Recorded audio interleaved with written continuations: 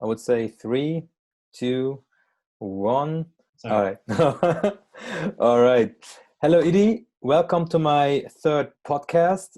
I hope you're doing good. I am very well, thank you. How are you? I'm good as well. Um, you are studying medicine in your last year, and Yes. you are doing your master's in nutritional research. Yes. Yep. You are a nutritionist and a personal trainer, and today we want to talk about how to strengthen the immune system. hmm And, yeah, I would say let's start. Do you want to add something? Yeah, for sure. So yeah, we can talk about the immune system first. Yeah. So it's a very complex topic because the immune system it's a network of cells and proteins, and they all work together, and the aim is to defend the body against infection. Yeah. Everyone, that's quite a well known fact. However, what people don't understand is that there are many different factors that go into building a strong immunity.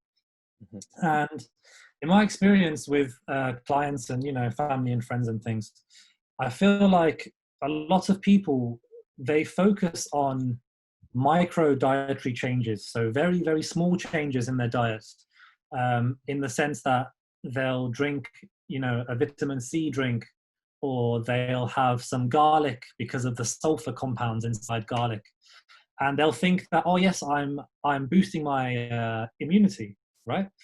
And what I always encourage people to do, that are worried about kind of their immunity, is not to worry about these micro changes, these very small things that they're doing. However, you focus on maintaining a healthy, balanced lifestyle and diet.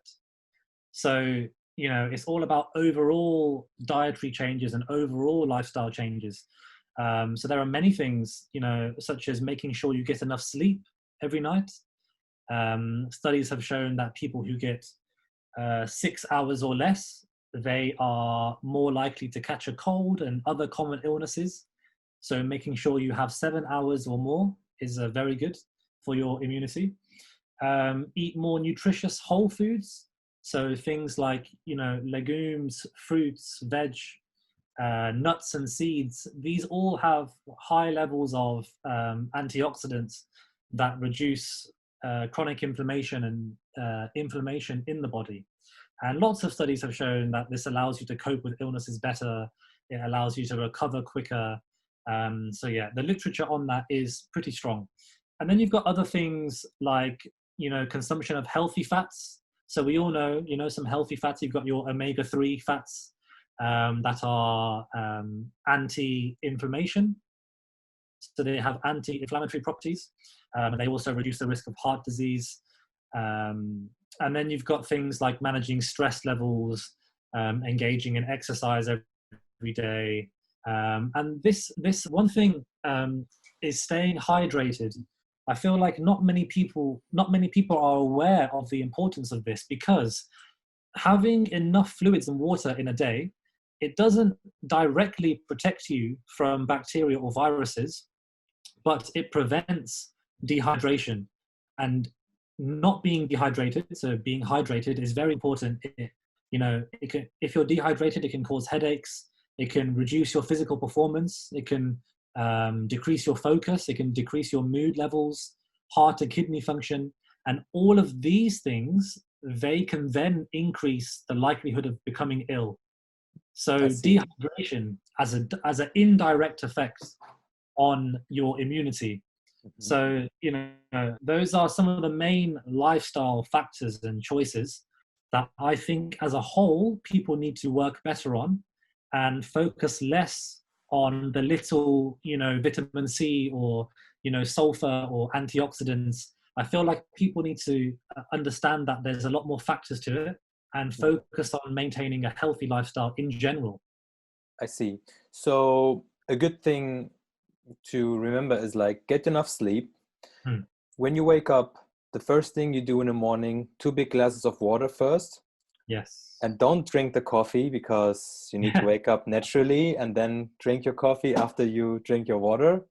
Yes. Yeah. Whole fruits or whole foods. Yes. Whole food. Especially in a time like COVID now, what is another thing that could boost your immune system to get stronger and be safer? So, so obviously everyone is talking about COVID and everyone's worried, and naturally, it's a very serious virus, and we shouldn't take it lightly. I would say, to follow, I think everyone should follow the guidance, perfectly well, that the individual country has laid out. Mm-hmm. So here in the UK, we have to maintain 2 meters social distancing. Okay. Um, it is useful to wear a face mask, to prevent, if you do have the virus, then it helps prevent others from getting it from you. It doesn't do much to protect yourself, but it helps to stop you from spreading it to others. So I would always recommend people look at the current guidance and ways to stay safe and avoid close contact with those outside of your household. That is the number one thing. No matter how strong your immunity is, it doesn't mean that COVID can't affect you. We don't become invincible just because we have a healthy lifestyle. COVID can affect anyone, and unfortunately, it has killed people that are healthy as well. So the number one thing to being safe is to follow the guidance and take it seriously. Alongside that, then we can do all of the things that we've talked about. Staying hydrated, managing your stress levels, reducing our body inflammation, making sure you get enough sleep, engaging in exercise, healthy fats in general, and try to make positive dietary changes on a whole basis, rather than just focusing on small minor foods, like having some more garlic or having some more green tea, or having, focus on improving the diet as a general whole. That is the best way to boost our immunity. 100%. All right. What do you think about vitamin D? So yes, vitamin D is very important, and the foods that contain vitamin D, they have quite a poor absorption rates, and they're not very readily accessible in our diet. So the number one thing would just be to simply sit outside in the sun. We have weeks of nice weather now, so we are fortunate. And I think on average it only takes, for someone that's quite light skinned, it only takes 20-30 minutes of sitting out in the sun with your forearms and your face exposed, and we get enough vitamin D for the whole day. So I think people, they worry too much about finding foods that contain vitamin D, but the absorption rates and how well we utilize it is not very good in terms of food.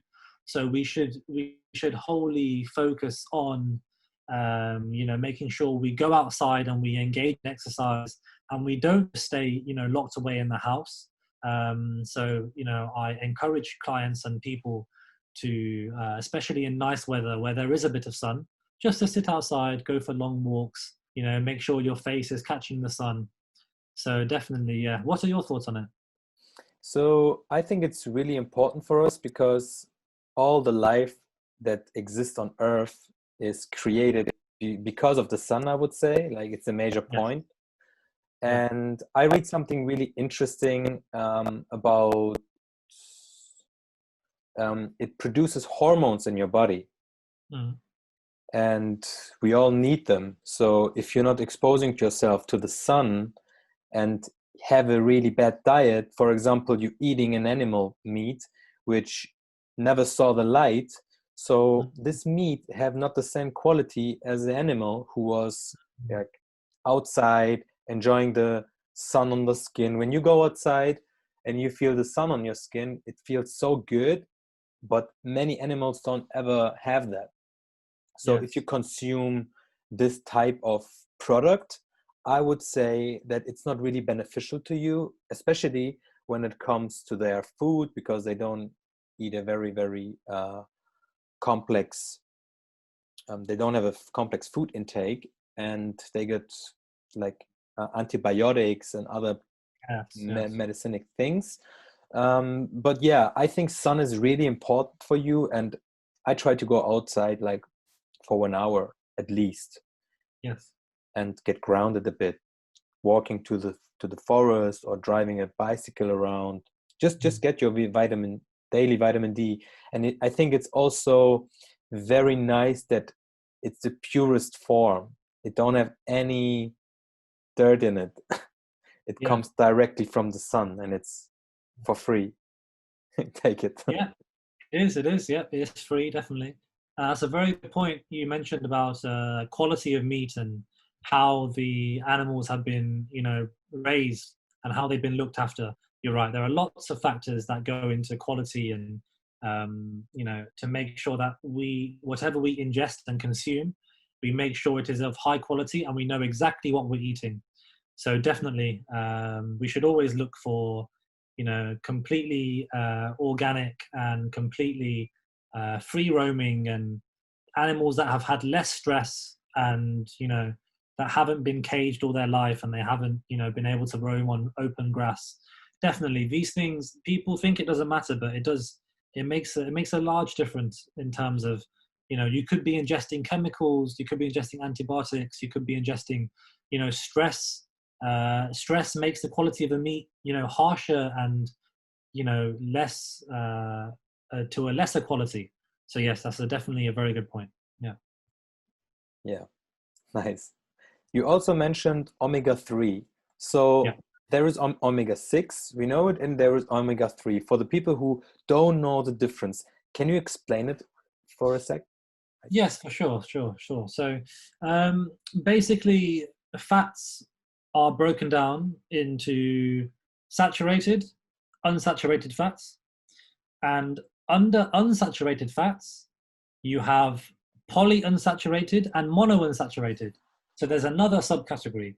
And now omega-3 and omega-6 fatty acids, they fall under polyunsaturated fats. So this means that they are loosely packed. They are often liquid at room temperature, as opposed to saturated fats that are solid and they're very packed. They don't have any double bonds. So what omega-3 and omega-6 is, they are specific types of fats. And omega-3 is notoriously known as being the healthy type of omega-3, the healthy type of fat, which has anti-inflammatory properties and is beneficial for heart health. And there's no question about that. There's not much conflicting evidence. The research has shown that it is good for you. It is good for our diets, and it is very good for you. And common sources, omega-3, you're looking at oily fish, you're looking at salmon, mackerel, tuna, sardines, all of these oily fish. And then you've got soybeans, kind of walnuts, flaxseed oil. So these are very good sources of getting omega-3. Omega-6, on the other hand, it has had quite a lot of bad media, circulating online. Because research suggests, it's not proven, but research suggests that it promotes inflammation in the body and it can increase the risk of obesity and cardiovascular disease, so heart disease, vessel disease. And, common sources of these are sunflower oil, what else? You've got canola oil, walnut oil. So all of these... Palm oil. Yes. So all of these different oils, some of them do have omega-6, high levels of omega-6. And what the current recommendation is that we should consume oils in moderation. So we shouldn't have too high amounts, and we should vary the type of oil. So if 1 week we're having, palm oil, the next week we should have, olive oil, and then we should have walnut oil, and we should vary it to make sure that we get all of the different nutritional intakes with our food. So that's the current recommendation. is to make sure we don't get too high levels of omega-6 and we get more levels of omega-3.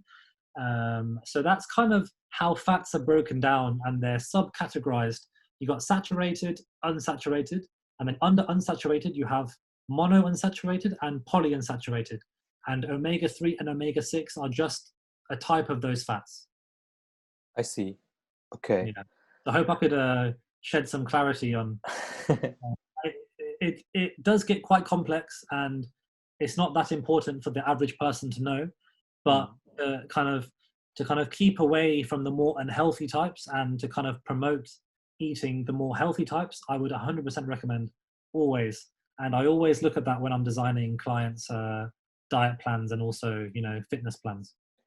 To go for the omega-3 instead of the 6. Yes, omega-3, and more unsaturated fats. However, I just want to touch on kind of the attention that saturated fats have, on articles and on the media. So this debate about whether saturated fat is bad for you, is bad for heart health, that's been going on for decades. And you will see research papers, in the 1990s, 1980s about, saturated fats and whether it's bad for you.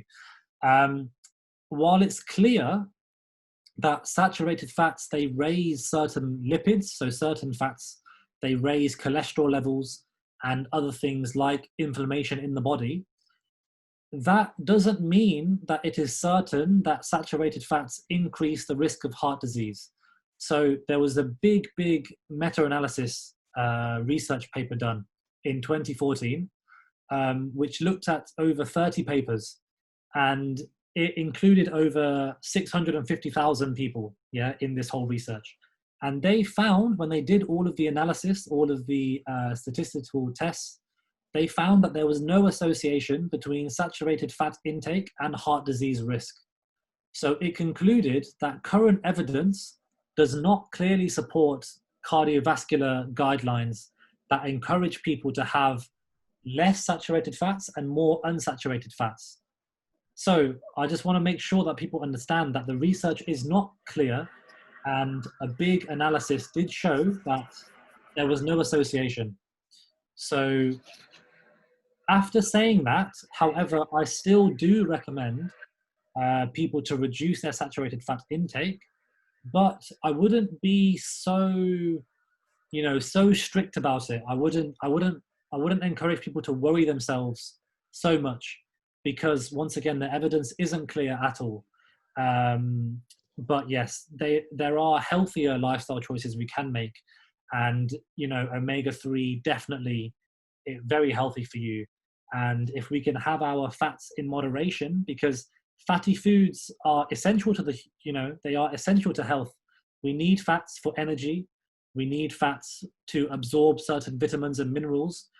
So I feel like too many people become scared and they become paranoid about having fats at all. Lots of people, they shy away from, they only have carbohydrates and protein, and they completely go away from fats. However, we do 100% need fats. A lot of bodybuilders back then thought that, and they developed a lot of diseases because they cut out all the fats. But our brain functions with fat. So even like the old school bodybuilders now coming back, and they are saying that this type of lifestyle was not as good as they thought, and they just make sure the importance of fats. But I like what you said, is like find a nice balance and just try out all of fat that exists. Like I have 5 to 7 different cooking oils at home, and I can just put one, and I have nice butter from animals who saw the sunlight and everything. And just vary and find some ways, and don't get stuck to just salmon, for example. Don't eat salmon. It's not that good. And if you can, go for the bone and the skin as well, because the skin contains also a lot of fat. You're right. You're right. The skin is a very important point because lots of fruit and vegetables and animals as well, we often miss out on a lot of the nutritional value and essential fiber that we need by cutting the skin off certain vegetables or fruits, or, and I feel like we should encourage more consumption of, the healthier skins to help with, digestion, to help with, bowel movements and healthy absorption of these nutrients. Yeah, you're very right. Okay. Another thing that I would like to talk are free radicals and oxidation. Does it suit to it now, or should we wait? Yes, yeah, we can come back to that. Yeah, that's Yeah. fine. Yeah. Um, Because how long has it been? Roughly? it's about 20 minutes. Okay. Yeah. Yes. Okay. Let's yeah. Did you mention something about resistance training? Yeah. Because there are some things obviously that I want to go in detail in, and I feel like it'll be a shame if we miss out on some of the topics. Okay. Yes. Right. So you wanted just in general kind of some benefits of resistance training or anything specific, or? So I read that if you do resistance training, you get a lot of benefits from it. For example, your cardiovascular system works better, your bone density goes up because of the resistance. You force your body, and you move, and it's like one of the essential things like vitamin D to get in our body. So the combination of good sleep, good food intake, vitamins, minerals, and the combination of resistance training or training in general will help you to develop a strong immune system. And also resistance training forces your central nervous system to work for you, because if you get onto this type of stress, because it's a good stress if you go and do like dynamic exercises, it can help you. Yes, definitely. All of those points, very valid. Yeah, cardiovascular, enhancing healthy organs, utilization of nutrients. Yeah, resistance training it has so many benefits. I don't even think we'll have enough time to go into all of them. But I think what would be good is to remind people of some of the more important ones, such as, I've been looking at some very interesting research papers that look at the amount of muscle mass you have, and how well we preserve our muscle mass going into older age. It can reduce our risk of, death quite substantially, because a common thing for elderly people to do when you have less muscle is they often fall over, and they often have fractures, and they often get hospitalized that way. So a very common thing we see in medicine is, hip fractures and bone fractures, and these things can put people in their beds, and they can often just pass away due to the complications of these things. And if you have more muscle mass and you have stronger bones, and you're stimulating, with impact training, and you're stimulating the production of healthy bone material, you're going to obviously have more muscle, which means you're stronger. So you're less likely to fall over. You're less likely to injure yourself. And it keeps our organs working effectively, because we need the associated muscle mass around the organs in order to work properly and efficiently. As you know, the heart is one big muscle. Yeah. So doing training and boosting our cardiovascular system is very important. It also boosts metabolism, and it keeps off unwanted fat off our body. Muscle is metabolically active tissue, and it demands a lot of energy. So the more muscle we have, the more energy our body requires to maintain our body. So this means that our resting metabolism, so without even doing anything, if you're sitting on your chair, you will burn more calories than someone who has less muscle. So that means that when you don't have a good diet, or when you want to eat a bit more than usual, that means that you won't put on as much fat as the person who has less muscle. And as we know, having too much subcutaneous fat and being, excessively overweight does cause a lot of problems.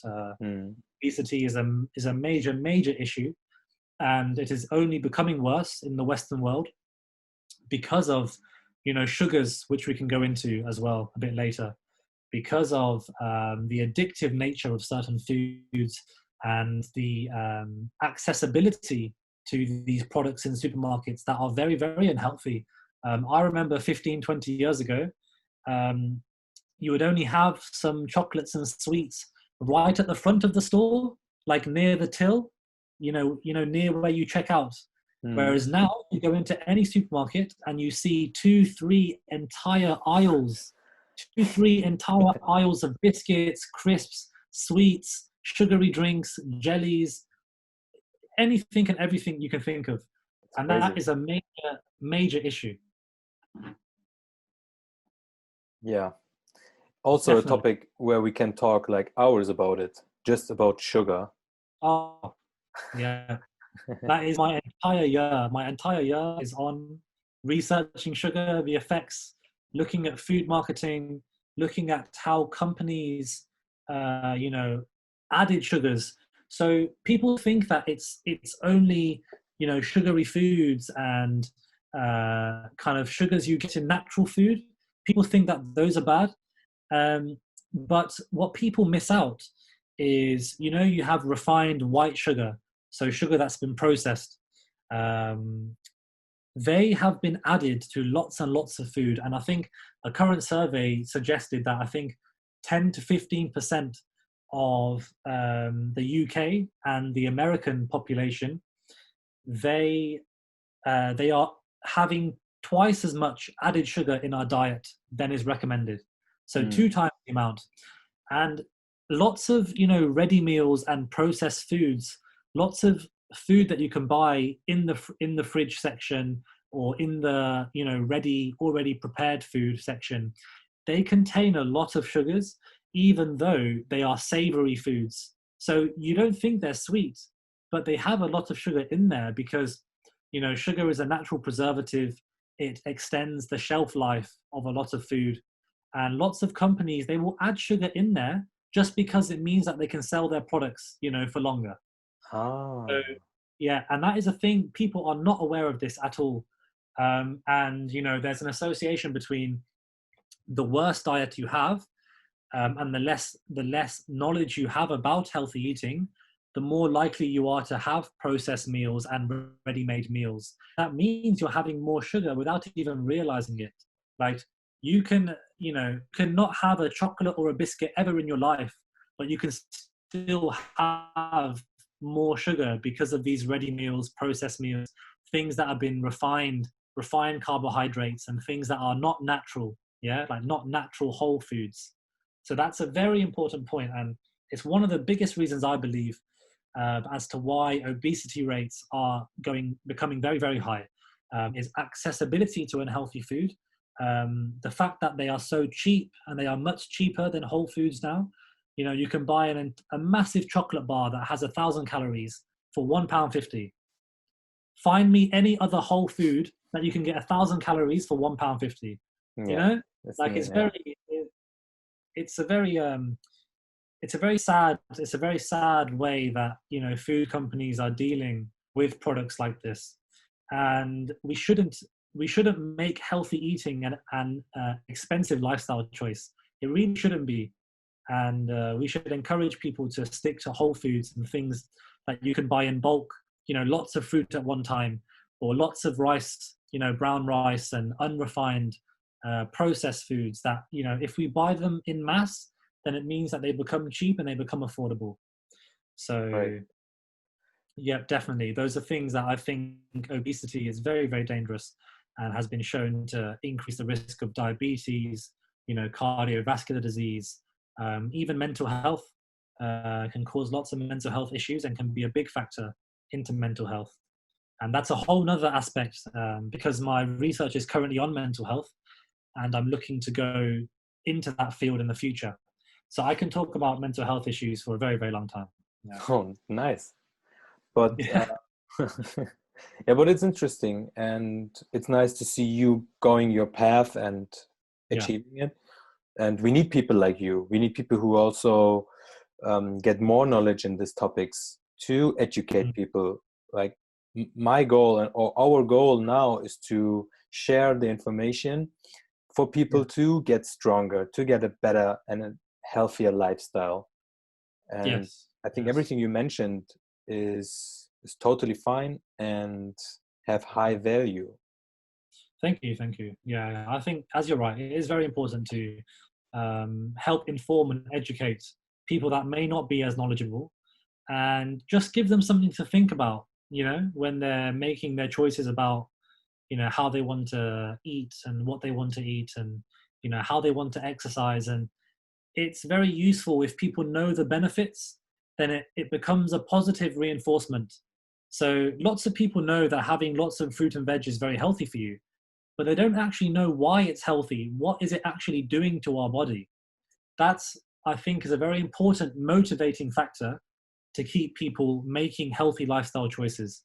And yeah, a couple other things I wanted to touch on with resistance training Mm-hmm. is, and weight training, is that it regulates our hormone levels, which I think you mentioned earlier. It regulates kind of our insulin, and it lowers our inflammation. And it also improves simple things like our posture. There's research that have shown, it improves our sleep and our energy levels. And these things, especially with posture, that can reduce, the likelihood of getting tendonitis, of getting joint pain, arthritis, maintaining a healthy skeleton, a healthy spine. Frame. Yeah. Yes, a healthy frame. Yes, definitely. I see How? it in my, yeah, sorry, go ahead. Yeah, I just want to say that how we carry ourselves and the posture and developing the muscles to make sure we don't have any imbalances, that Mm. can prevent so many illnesses and so many problems later in life. We don't even realize. And we only realize when we experience pain. Like, no one thinks about their posture until they get a sore neck or they get sore shoulders. They go, it's because I'm not sitting right. So they do this. Right? But if we encourage people to do these healthy habits, earlier on, then it means they won't experience the pain, they won't experience the tension and the stress in their body. So definitely, these are things that are often overlooked. Hmm. I can see it in my areas where people look on their phones, they're sitting on a desk, they have this rounded shoulders, they Yes, look yes, down, they sleep in the embryo position, and yes, it's like sitting, but just lie in a laying position. And yes, all of this accumulated over hours and hours leads you to have these imbalances. yes. And what I tell my friends if they go workout, I say concentrate on training your core, Mm, because if you miss it or you don't do it, like train every muscle the same. That's a rule. But when it comes to the core, try to develop a strong and nice core, because it's so big, it even goes until your lower back, yeah, and it's like the center of your body, exactly. Yeah, and that's important to train it always. yeah. The core is the major factor when it comes to posture correction, when it comes to maintaining a healthy frame and making sure you don't have imbalances. And it gives us greater control over our bodies. People that have a very strong core and they've developed their core, they can manipulate their body and do all sorts of crazy positions, that people can't do otherwise. And it allows you to stay more stable when doing exercise and weight training. You're right. The core is the center, and I always include it when it comes to making workout plans and encouraging people to improve their kind of weight training habits. Yeah, Hmm. definitely. Um, One more question that I have. do you ever, like you obviously did some fasting now, Yes. um, but do you use it in your daily lives as well, like intermittent fasting, or do you have do you know some benefits of it? Yes, yes. So that's a very, very, very important point. And lots of people recently have asked me about it as well. And I think it's because of the time frame with this month of fasting that has just happened. In my religion, we fast, for a month every year. So I feel like people are becoming more aware of it, and they're wondering kind of how it can affect our bodies. And there are lots of benefits, 100%, of intermittent fasting, whether it's with water or without water. They have benefits all around. And some of the main ones that I would say would be, of course, everyone knows this. It can help you lose weight. Yeah. So anyone that is, massively overweight, that losing weight would benefit their health. Fasting is a very good way to go for a number of reasons. Number one, naturally, you only have a few hours to eat and drink. So it is impossible to get the same number of calories than if you were able to eat and drink throughout the whole time. Yeah. Number two, the way our body adapts to fasting, um, our appetite becomes suppressed because when we don't eat for a long period of time, our stomach shrinks and we haven't filled the stomach with food. So when we fill the stomach with food, it expands over time. And this expanding and contracting of the stomach, this is what aids the release of our hunger hormone. So our ghrelin, it's called the ghrelin effect. And what happens is when we release the ghrelin, it responds and it says, "Oh, I'm hungry now. I have to go eat." But when you fasted and you haven't provided your stomach with that expanding and contracting, we suppress the amount of hunger hormone we release, and then after a couple of days we get used to it. So I remember after 3-4 days, I would have gone 18 hours of no food or water, and I just wouldn't even be hungry. I'd be like, okay, well, this is fine. Whereas normally on a normal day, I cannot go 3 hours without eating.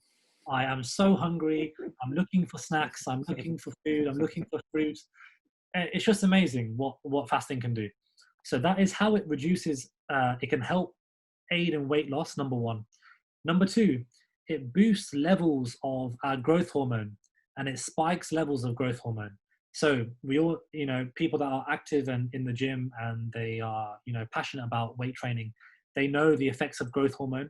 It aids, muscle development and building of muscle.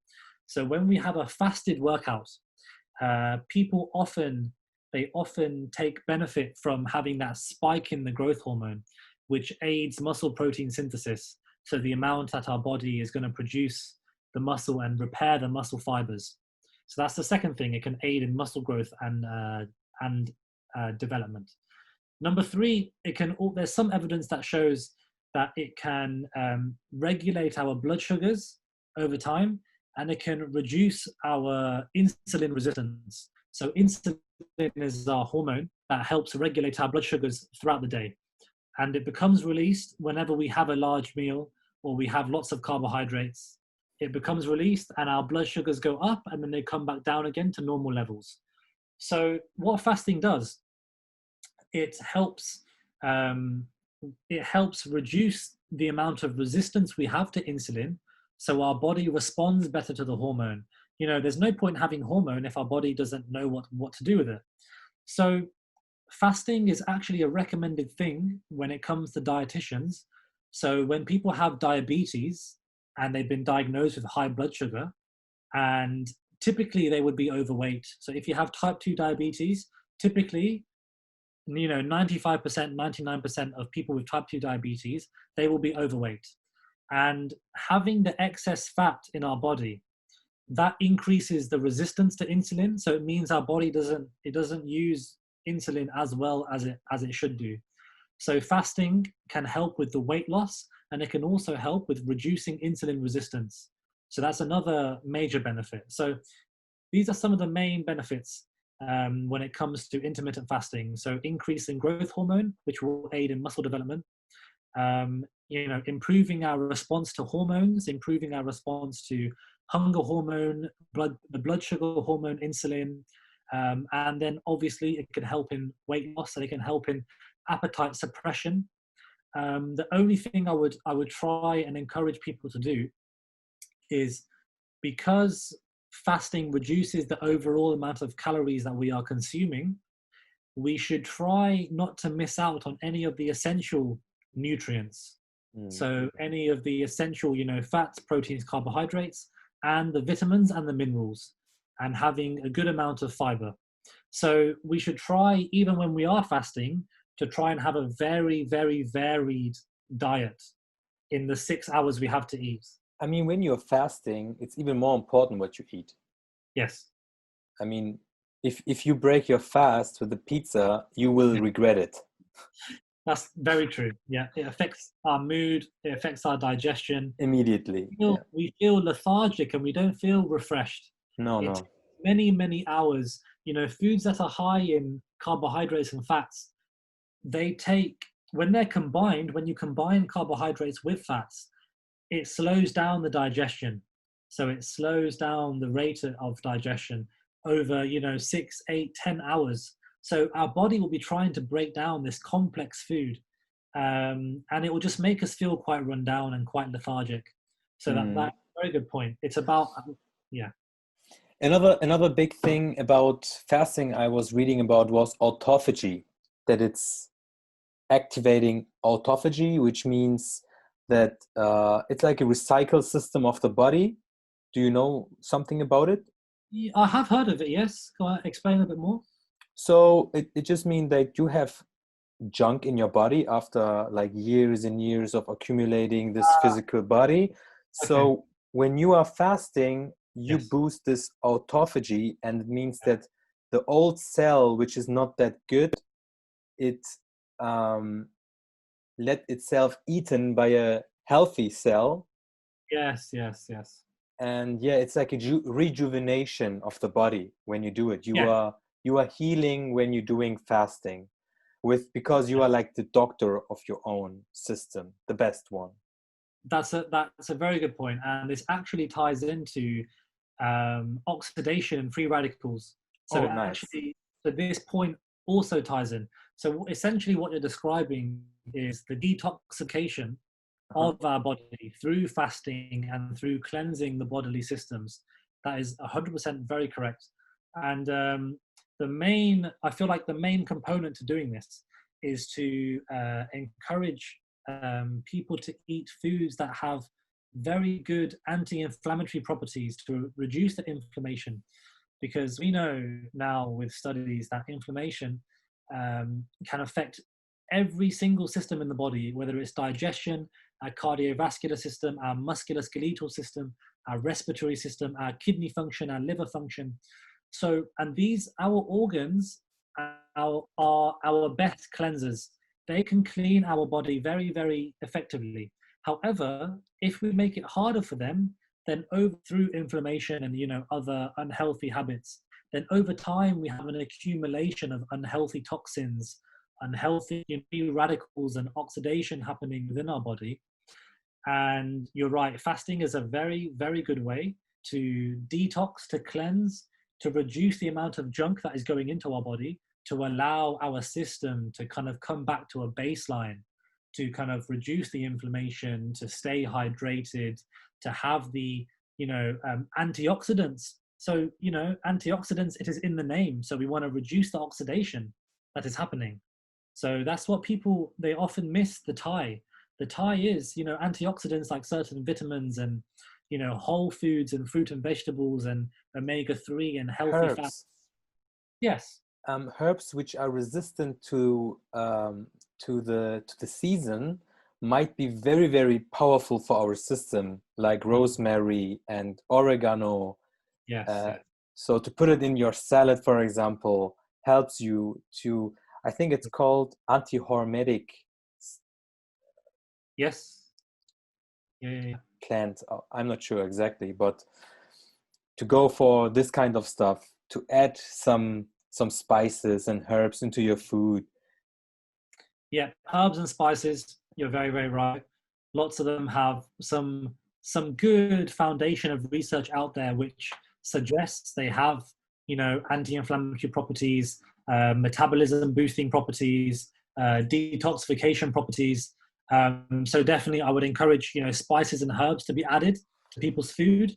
But once again, I'm going to go back to the point where we should try not to focus on these micro diet changes, and we should focus on the diet as a whole. So yes, you know, I don't want someone to now go away and just add spice on everything. You know, they're going to add spice on their pizza, they're going to add spice on their pasta. I'm talking about general, you know, dietary changes which are beneficial for the body and cleansing for the body. So yeah, that's a very good point. Nice. So things like cut out all the diet soda, just drink water, for example. Yes, And yes, definitely. whole food, a lot of sunlight exposure, Yeah. movement. Would you say that it's possible to train 7 days a week? So what type of training are you pointing at? Because it very depends.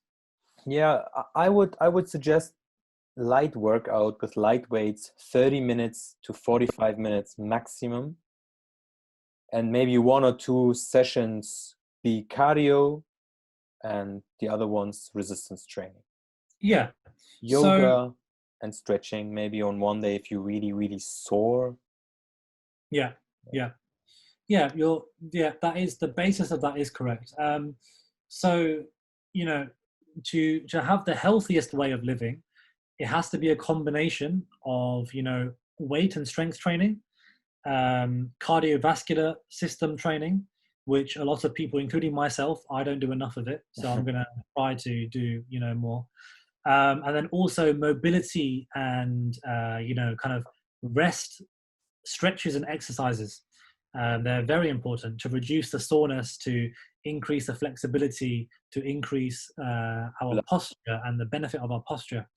So you're right, it is possible to train 7 days a week as long as you are alternating the areas in which you're training, as long as your nutrition is good and your post-exercise nutrition is good, and as long as you're hitting your macronutrients and you're getting enough baseline protein, enough baseline quick absorbing carbohydrates, and healthy fats to help the absorption of vitamins and minerals.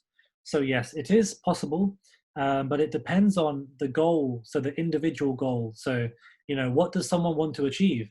Are they, you know, an Olympic level athlete? Are they a sportsman? Do they just want to look better? Do they want to, you know, do it for their cardiovascular health? So it really depends on, you know, what someone is aspiring to. But yes, you know, 7 days a week is perfectly acceptable, and I see no problem in that, as long as they maintain a good balance and they cover all the major muscle groups and they engage in some cardiovascular fitness as well. All right. Yeah. Yeah, that's nice informations. We also hit the time now. Yeah, I think we've covered a lot. I think we've covered a Yeah. lot. Do you want As to you can do you want to add something? No, no, I'm good. I'm good. I was going to say, as you can tell, I can carry on talking about things for a very, very long time. So you have to remind me to just stop. You know. That's all right. I mean, Yes. they are very interesting topics, and there is a lot of stuff to talk about it. Definitely. Yes. Thank you. Thank you very much. It's been very enjoyable talking to you. Thank you And as well, and thank learned you, a people. lot from you as well. Thank you. Thank you for everybody who's listening. Yeah. And I will put your email address Yes. in the description, and Thank you. people can contact you for nutritionist advice. Yeah. And any exercise, personal training, anything like that. Yeah. I'll be down to provide a consultation and help people make positive changes. Nice. Idris, Yes. Thank nice you. to having you. Thank you, Tijam. Thank you very much for speaking with me.